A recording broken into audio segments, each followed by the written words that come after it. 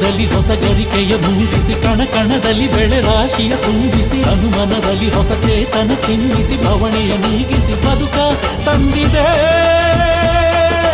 ಹಾರಾಡುವಂತಾಗಿದೆ. ನವಜೀವನಕ್ಕೆ ನವಚೇತರಿಕೆ ನೀಡಲು ಬಂದಿದೆ ಹಬ್ಬದ ಕಾಣಿಕೆ.